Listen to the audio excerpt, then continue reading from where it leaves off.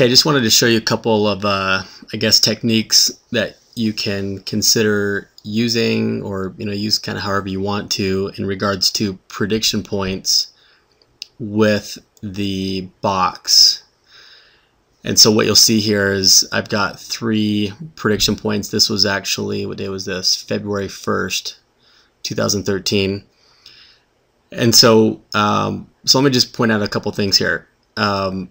Here we got a blue arrow / blue bar, and so in this example we can see that, okay, well, when this happens, we're basically closed up here. So this is actually not the best example, but had we closed down here and the bar was blue and the arrow was blue, it's a pretty good indication that we'll reach this prediction point.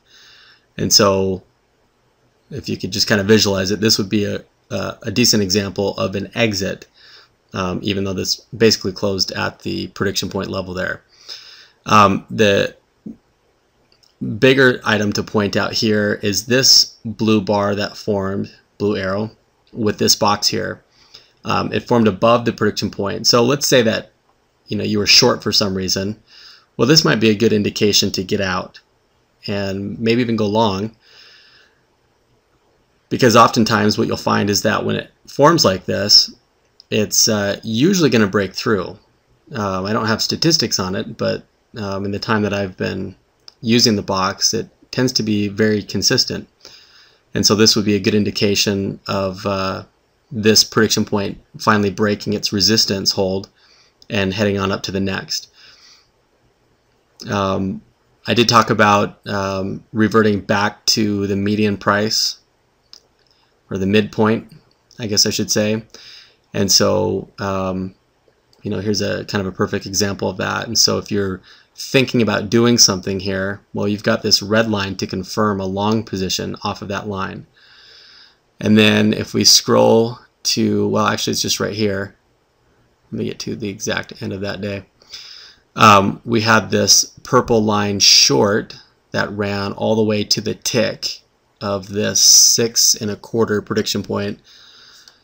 This one I actually recorded, and this one took forever. This was a very, very long trade, kind of painful because the movement was not very much in a short period of time, or in a long period of time. But this is here's a box trade, call it whatever you want, the purple trade, or whatever. This is where the prices become exhausted and it reaches the purple line prior to forming a new box. And so this was a short, and so if you're looking for an exit, well, obviously you can use the the targets that we had here, the green, yellow, or other green line. But obviously what we have here is a prediction point. And so you always want to be cautious though of getting the exact tick of any price area, whether that be these price targets or a prediction point. Now you really want to consider them as areas, although they are fairly uncanny in how they react exactly oftentimes to the tick. And then this short here, this was a really quick one, short one, and you may have been able to actually, well, I don't know if you would have got a full point out of that, but at least 3 ticks out of that for a quick last minute run. So once again, this is suggesting short, and we've got this 1506 1/4 prediction point as a barrier to attempt to get through, although we are closed at this point. So I don't know that you would have taken this trade. I'm not a big fan of taking trades within the last 15 to 45 minutes of the day, unless something looks really good. But this is kind of a tight one, but it's a decent example to show you the point here.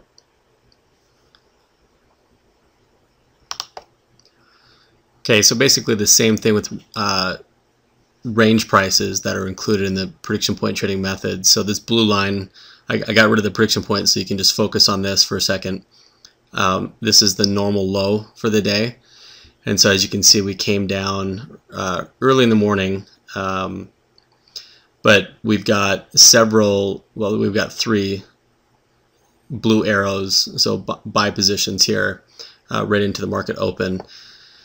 So as we know with range prices, what we're looking for is we're looking for basically an excuse to go long here somewhere around the normal low.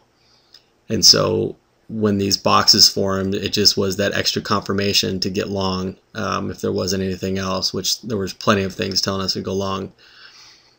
But it's literally that cut and dry. You know, what we want as traders is to get the odds in our favor. And so we use tools like prediction points, like range prices, like the box, to get as many of those odds that we can in our favor. So that's how you use it, or some ways to use it with prediction points and method prices, specifically range prices. Okay, I wanted to also show you using the map, which is the last tool that I'll show you how to use in conjunction with the box.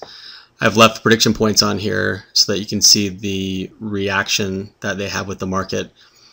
But let's just take this day, which is January 31st. So here's January 31st map. And if we look at about 10:30 or so, just a little bit before that, we're showing a decline. And here's, by the way, that map is in Eastern time. My time zone is Mountain. So right around 10:30, we have this decline. So if you missed this one, we've got this one here. And then, of course, we've got the prediction point, which I just explained a couple minutes ago. Obviously, hit our first profit target and nailed our second profit target. And then we're on our way back up. So another confirmation to potentially go long off this prediction point due to this profit target here. And then that time is 9:30 or so my time, so Eastern time that'd be 11:30. So at 11:30, this rise right here, it's showing at around the 11:30 hour Eastern, we're gonna experience a rise, which is exactly what happened. So in that range, so we've got this, we're coming off this prediction point, and we've got a box that gives us a buy signal, nails our first profit target, nails our second. On our way to the third, missed it by a tick. We're also coming up on this red line here, which the range on the drop is 12:30 to 1 o'clock my time. So that's going to be 14. So here we go. Just before that, the map is showing a decline, okay, which is exactly what happens. And we get the box with the red arrow, the red bar, and we nail it. Here's a purple trade right here. This is towards the end of the day. So long here off of the purple line, which is not far from the prediction point. We're looking at 3 ticks to be exact. 2 1/4 to, or 2 1/2 on the prediction point to 3 1/4 on the purple line. Easily get filled on that. And let's see what the map called. Okay, so 16:15. I don't consider this extended Globex hours. So 1600, which is 2 o'clock my time, or 1400 my time, into the next 15 minutes. So it shows a rise. So we have the map to confirm this long position, and we have a purple trade, and we're only 3 ticks off the prediction point. So winner, I mean, all these are winners here, including this little